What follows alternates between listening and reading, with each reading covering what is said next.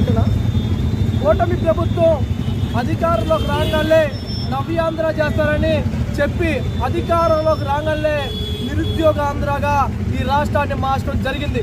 దానికి ఉదాహరణ చూస్తూ ఉంటే యువగలం పాదయాత్రలో నారా లోకేష్ గారు మీ పెద్దన్నని మనం అధికారంలో రాగానే నిరుద్యోగ వృత్తిస్తాం, అధికారంలో రాగానే నిరుద్యోగ వృత్తిస్తామని యువత చేత గంప కొద్దిగా ఓట్లు వేయించుకొని అధికారంలోకి రాగానే ఏరు దాటినాక దెబ్బ తగలేసే విధంగా ఈ రాష్ట్రంలో ఉన్న యువకుల పక్షాన వ్యవహరించడం జరుగుతూ ఉందని అన్ని వర్గాల్లో ఉన్న యువత మొత్తం కూడా ఆలోచన చేస్తూ ఉన్నారు.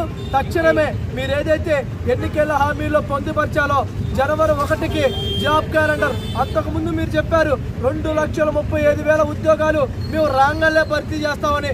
ఈ రాష్ట్రంలో భర్తీలు ఎవరికి అవుతున్నాయి అంటే తెలుగుదేశం పార్టీ జెండా మోసిన వాళ్ళకి అది పదవులు వస్తున్నాయే కానీ మీకు అధికారంలో తీసుకొచ్చిన యువతకి ఒక్క పదవి కూడా ఇవ్వలేని పరిస్థితిలో ఇప్పుడున్న కూటమి ప్రభుత్వం వ్యవహరిస్తూ ఉంది. ఇప్పుడు పవన్ కళ్యాణ్ గారు చెప్పారు మేము అధికారంలో రాగానే ఉద్యోగాలు వస్తాయి. అయ్యా పవన్ కళ్యాణ్ గారు, మీ పక్కన తిరిగేది మొత్తం యువతే, మీ పక్కన తిరిగేది మొత్తం కూడా యువత. కాబట్టి మీరు తక్షణమే యువతకి పెద్ద ఎత్తున పెద్దపీట వేయాలంటే వాళ్ళందరికీ ఉద్యోగాలు ఇస్తేనే పెద్ద పెట్టేసినట్టుగా మీరు సినిమాల్లో డైలాగులు రాజకీయాల్లో కనుక చెప్తే ప్రజలు మిమ్మల్ని క్షమించరని అఖిల భారతీయ జనసమాఖ్యగా మేము తెలియజేస్తా ఉన్నాం. లేని పక్షంలో ఈ రాష్ట్రంలో ఉన్న అన్ని వర్గాల్లో ఉన్న యువతను మొత్తాన్ని కూడా సమీకరించి నారా లోకేష్ గారి ఇల్లుని, పవన్ కళ్యాణ్ గారి ఇల్లుని కూడా ముట్టడిస్తామని తెలియజేస్తా ఉన్నాం.